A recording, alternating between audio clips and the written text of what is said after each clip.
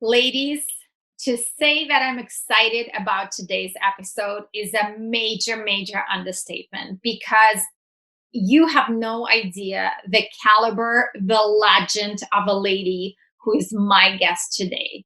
She is world's fastest female bike racer. The wisdom she's going to share, what it really takes to be breaking world records, to focus at the level she has to perform at, and what it really takes to be a champion. All these lessons are unbelievable. You cannot afford to miss this episode with Valerie Thompson.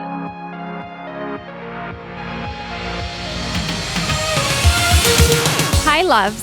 Welcome to I Start First podcast, the show for boss babes who start ideas, businesses, dreams, and lifestyle. I'm your host, Alenka Cullinan, founder of I Start First, speaker, author, and business coach, aka Queen of Pushing Boss Babes off the ledge. On this show, I chat with epic humans who are guaranteed to uplevel your business and mindset. Are you ready to sparkle up? Let's go. Hi, ladies. So excited to have you on yet another episode of I Start First podcast. And if you know anything about me, I love speed. Well, I love speed and sparkles, let's be honest. But today we have someone with an unbelievable career. I honestly don't even know how you get into that as a girl, but it's so badass. We have Valerie Thompson, the world's fastest female motorcycle racer. So tell them all, how do you go as a female to becoming the world's fastest racer? Well, thank you for having me on your show. Yes, I am the world's fastest motorcycle racer with 8-time land speed record holder and a member of the Sturgis Hall of Fame. And we're on a mission, next year to break some records. So, Wow. It just didn't happen overnight, but, I am here. I did my up and down track days. I've pounded the street. I've pounded the phone. I've made calls. I've made it happen. And, now my reward is now I'm at the top. And, so here I am. I'm just so excited and tickled pink to be really at the top of my game. And, I just want to go out with a bang, and I want to go down in the history book. Wow, that's amazing. I mean, I literally just got chills listening to that. I mean, ladies, talk about big goals. This is how you do it. You go out with beating world records. So how did you get into motorcycle racing? How did you even start riding bikes? Well, I started riding bikes when a gentleman told me that he invited me to come for a ride on the back of his bike. And he did tell me that my jeans would scratch his fender once I got to his location. And, everything changed. It was the moment that he said that. And I was like so devastated because I was so scared to go on the back of a motorcycle. I didn't know what kind of bike he had. I didn't know enough about two wheels whatsoever. I grew up with no family into motorcycles, no friends into motorcycles. And when I made that commitment, I was panicked because I was like, what do I wear? Do I wear a helmet? Do I not wear a helmet? How do I dress? I just didn't know. I was asking all those questions. So when he told me that there's women that ride and that I should go buy my own, he took me to the dealership the next day, and I didn't know what I was doing, but I bought a bike. I bought a motorcycle. I left the dealership with a new attitude, a new way of like, okay, I better put my big girl panties on for this one, because now I have to take the rider's course. Then I have to learn how to get this bike home, which is about an hour away from my house. Wow. So that was the challenging part, but Yeah. So you went to rider school, and, what made you ride professionally, and where did you even get that desire to be the fastest woman? Did you even plan on becoming one? No, I found my passion for group riding in Washington State, where I'm born and raised. I live in Scottsdale, Arizona now, But I was fortunate to surround myself with all the right people, all the right group of friends. You know, we traveled to numerous bike events throughout the United States. You know, they showed me how to push my skills, which I didn't know I had. Unfortunately, I pushed my skills. Well, not unfortunately, but I pushed my skills and I got out of my comfort zone. And that's what brought me to this new confidence, this new Valerie, this new like attitude of I can do anything. And so when I started getting chills, I know, me too. I'm just like, I am in awe. I'm like, keep talking. Yeah. you know, if you don't stretch yourself and push yourself and push your limits, you know, you got to know where your boundaries are. You got to know that you can't ride in gravel going, 80 miles per hour and going around a corner, which I did end up in the bushes, not the bushes, but I did end up in the dirt and I got out of it, but I didn't fall. I didn't do anything to my motorcycle. I did a little bit of damage control for my ego, but I gained that back. And, I just rode a little bit beyond my control or beyond my riding skills. And when I said, well, I know where I'm going, I know where they're going, I'll see them when I get there. And so that just made me more relaxed. And I was like, they told me if I ride with them, I better keep up. So riding with a group of guys, really started that extra like, ding, ding, ding. Yeah. No, that's amazing. Well, however, I'm just going to bring it up because I know it's all women listening. Riding with a group of guys can go two ways because when your skills get really good, I think some of the other egos might get scratched. So how did it work for you? I'm assuming you were probably one of the very few female riders. Well, in the group, there was already some female riders, and they were the boyfriend or the girlfriend or the wife, and they were tough little cookies. They were pounding out the pavement.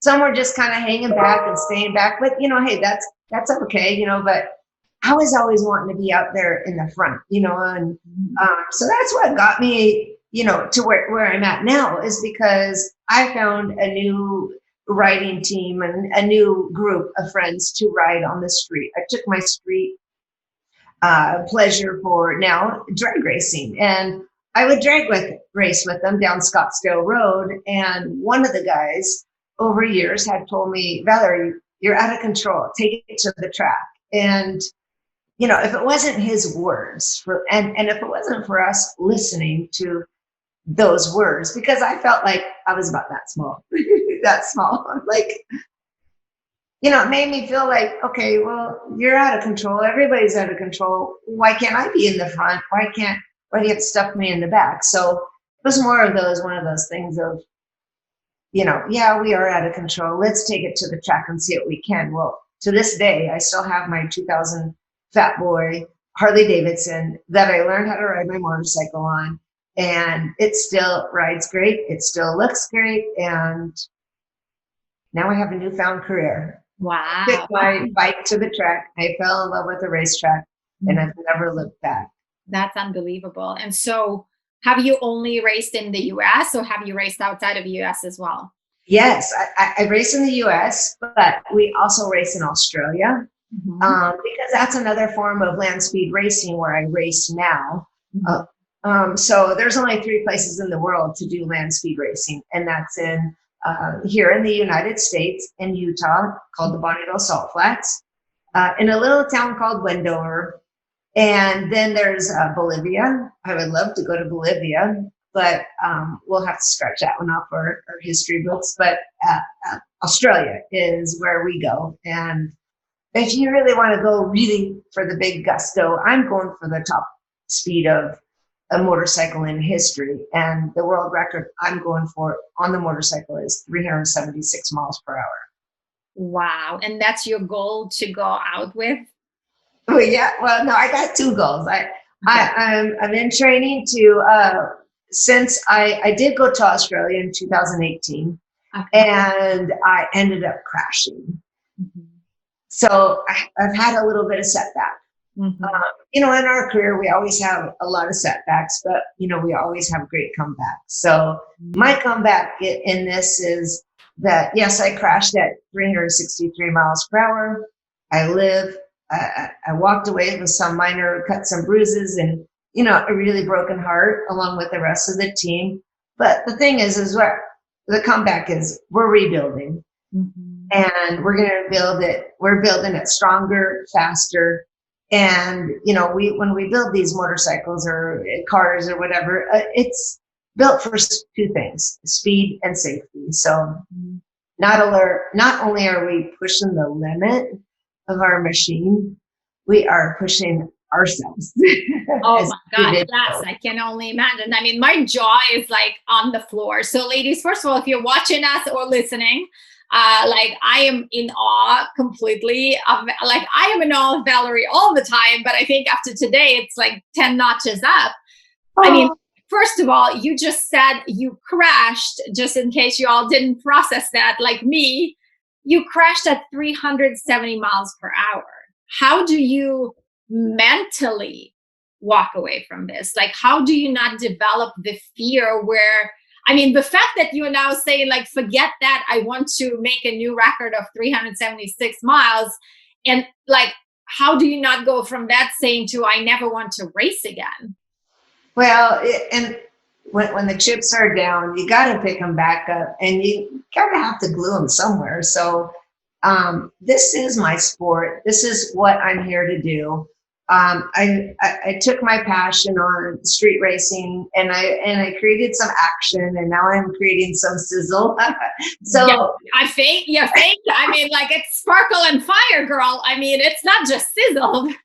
But what I say is enjoy the blur, embrace the blur, but you gotta enjoy that sparkle too. Cause I tell you that time slip that you get at the end when you've done just an incredible job. That's just the sparkle. That is where all that is, that ticket, just that little ticket that is so expensive to get. You're the only one that's done it. There's not many people in my lifetime that probably will ever get to experience going over 300 miles per hour as many times as I have. But there are many men and others that, there's other females that are producing some fabulous high mile per hours on sit-on bikes, on 3 wheels, on 2 wheels, 4 wheels. And I'm just trying to be the fastest in my own class. I don't have anybody to beat except for the record. Yeah, that's unbelievable. That is unbelievable. Seriously, like, I am just, I am in awe. So how much of it would you say, just because obviously, yes, skills are skills and that's great. And like you said, it's training and, staying consistent. How much of it is a mental game? Well, they always say in drag racing that it's all 90% mental. It's, and my most popular question is, what does it feel like going that fast? And my very first easy answer is, I don't remember. But, it's so technical. It's almost like, there's so much that goes in play with it. And, you gotta be 100% ahead of the speed. It's like, you gotta be ahead of your game. You gotta be ahead of the speed. Because if you're back, your tail's in the back of the speed, you're not going to go that fast. You've got to go forward. Like in anything and everything we do, to be strapped in a cockpit that's 25 feet long, no room to wiggle, it takes your breath away. It's exhausting to get, we got one guy over here and you got one guy over there, you got hands and, you don't got a foot, but you got hands and hands and hands and people pulling your straps up, and then you're trying to like cool your heart rate down and you're trying to get in your zone. And, it's like, it's exhausting, but then all of a sudden you go into that focus mode and it's like, you've got to focus on the task at hand. You've got to focus and focus and focus, because every run I race in, I consider it history. Even though it's not the greatest run, it's still history because I walked away. I'm here. I learned from it. Seat time, just like in everything we do, practice. I don't get a chance to practice. I don't get to take a 25-foot horsepower or 25-foot vehicle out on the street to go race. I can barely keep it up. I have to go fast in order to keep it up. Right, right. So when you get ready for the race, how often do you go on track to get into the zone? Well, I'm in the zone 100%. It's the zone starts right before I leave. When I'm packing that trailer and when I pack the coach, I'm in the zone. I'm already in the zone. But my true zone is really when I step foot. I signed my waiver at the racetrack. I've done my due diligence. We passed the vehicle inspection. I passed my own safety inspection. And then they say, okay, be here at, 6:00 in the morning and we'll talk. We'll figure out, this is our game plan though. They give us a game plan. You're in your zone. But right before I go on that, get in, it's music. I surround myself with great people, and I think that's my strategy for now. My success is being with a great team, great family of a team, and it's just so powerful to find that surrounding yourself with the best people is awesome. Yeah, just makes you shine. Absolutely, and you have to be so laser focused and stay such top of your game at all times, and it's unbelievable. And I'm sure just the fact that you're female in that field, and I can only imagine how many guys egos get rattled up just knowing how skilled you are and seeing your talent and seeing how you perform. It's unbelievable. It's absolutely unbelievable. So what is it like to be a female, famous world female racer when you talk to men who race? I'm just no different from them. We share the same passion, and that's speed, and that's everything that goes with speed. Speed's the easy part. I always say it's the most easiest part that you can do. However, it's everything else. It's the preparation. The preparation will make or break your records. It'll make or break your work. It'll make or break your performance. It is the bone dry, back behind the scenes. I am, my own PR. I do my own social media. I have some help along the way with Mr. Eric Studer that loves to write my press releases, and I love to critique them. But I've got some great people that are on my side that do everything behind closed doors, and then you got the preparation of coming up with your own race calendar, like I got. I love it. I got a big glossy print 11 by 14 calendar, and this thing is so amazing. It's all the colorful pages. I love it. That is so And then I personalized everything. I even personalized when I started racing, when I set the record at 328 miles per hour, when I went 304.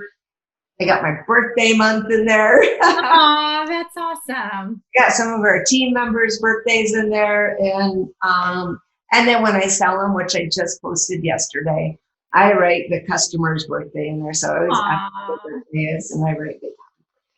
I love it. And you have some fabulous helmets. Girl. I know. I should have my helmet right next to me, darn it. I know. I was I've seen fabulous. Yeah. They're right. They're fiery. They're fun colors, and they have bling on it. Oh, I know. I'm she is the girl after my own heart with all the sparkle and all the bling. I'm loving it. I have been having bling on my custom build. Are they custom built for you? I'm assuming. They're I buy them the way they are, and then we customize them inside. And my favorite helmet is my Stilo helmet, and it fits me like a glove. You can see my new narrow face. You got a small, I'm extra large. I'm like an extra. I'm a small, but we put an extra large, extra small gear inside of it, and then we just kind of customize it, And then I get it painted. I send it to the professional painters, and then I send it to the lady that does my bling. She's been doing my bling since 2008. Wow. Stacey Hopkins. She's she's the bling diva that has been doing that. So it's kind of one of my little secrets. I got to shine on the racetrack, but I don't want to take my competition out by a piece of jewel. Yeah. Hey, absolutely. Absolutely. Me. No, that's incredible. That is absolutely incredible. And so your next race that you're planning with the record, are you planning that to be your last race? No, because, well, since we had a little setback in Australia, I have signed up for 4 wheels. Oh, wow. 4 wheels. So I tested all year. Last year we had 3 test sessions at Speed Week, World of Speed, and another one. So it was like we did some testing. And I managed to blow up 2 Dodge Hemi engines. Well, I that's a long story in a bottle of wine. I love it. I don't think it's funny, but I mean, I'm laughing, but sometimes in life you have to just take it like that. But we got it already. This machine that I now race is it's a custom-made car. Streamliner, purposely built for going super fast, but it does have some really great bells and whistles, and it's 43 feet long, 2 Dodge Hemi engines. So it's got 5,000 horsepower. And what does a girl do with 5,000 horsepower? Add some sparkle to it. Absolutely. Yes. Bring on that fire, sister. That is incredible. Not only do I wear a fire suit, I'm not in the fire, but let me tell you, this car is so amazing. But in the meantime, this is gonna, get me out there and get me going back on, 4 wheels to prepare me for the 2-wheel record attempt. But this 4 wheels, I have to go more than like 400 miles per hour for the world record. So I have to do it twice. Wow. It's been a 1 hour turnaround. And this vehicle that I race now is 8,740 pounds. So it's no easy task to turn it around, to go the other way. I mean, it's got a 3-degree turning radius. It's not like, wow. I feel like driving Miss Daisy around the whole mile block. That is unbelievable. I mean, just the fact, like the way you talk about it, it's so normal. But then those numbers, no, but when you say those numbers, it is so like, oh my God. I mean, ladies, I hope you're listening and you're just like processing what Valerie is saying, because, sometimes in life we all are faced with these things and we are like, oh my God, how am I going to get through this? And it's so difficult. And then you have this woman who is out there beating records, doing things that most men can't even fathom of doing. And just, she's so easy about it. And it's such a part of your life. And you can tell you're so passionate about it. And it's so, it's just so ingrained in you. So how hard is it? Like, obviously you've had your fair share of failures and not getting the records and not, making it. How hard is it to come back from that? It's not easy. I mean, what I do, I make it look so easy, but it's really not. And, and I guess that's the easy part, to make it look easy. But, to get back out there, you got to regroup, refocus, re-strategize, and surround yourself with the right people to help, to get you where you want to. And, when you're ready to share your dreams and share it with the world and all the above it, to actually do it with everyone and to do it like right on top. I mean, that's where you get to shine. And I get to shine on the racetrack. So that's my time. That's like, being like a superstar, it's like I'm a superstar when I'm in the front row of my own, the vehicle I'm racing. And I say, I have the front row seat to history. So I don't know about y'all, but you can't fit. We got videos, we got GoPros, you can ride with me inside. Unfortunately, our crash, wasn't able to capture the video. It didn't survive. And I'm glad it didn't survive because I don't remember anything that I had done inside. I just remember sliding for a mile. And I remember going down, but I don't remember anything else by flipping up and upside down. I was like a fish looking straight up in the air. I was like right there. Wow, that's unbelievable. Just the fact that you go through these difficult moments, but yet you're so bright and upbeat and so excited still and so passionate about continue that. The way you speak about it going forward is non-negotiable. And that's honestly such a testament to your mindset and to what you've built yourself to be. It's just like you said, you're having a front seat no matter what. That's not a negotiable option. So yeah. I know there's so many ladies who are listening right now and they're like, oh my God, I want to grow up and be just like her or not. But if there is a girl out there who is listening and who maybe always wanted to try racing or, is in that position where she has that passion, but she's scared to take it to the next level, what would be one advice you would give her? Well, my true advice that I'm getting chills as we speak, my true advice is, I am a success by accident. When you follow your dreams, never accept no for an answer and learn that you will, and know that you will struggle. You have to work hard. If it's something you love, the struggle is easy. And if you have the passion for what you do, it's so contagious. So I'm a proven example of that hashtag called never give up. I just got all kinds of chills and I love that. I know. I love the life. Do you like my girlfriend wristband? Oh, I love it. She sent it to me. She's like, I love it.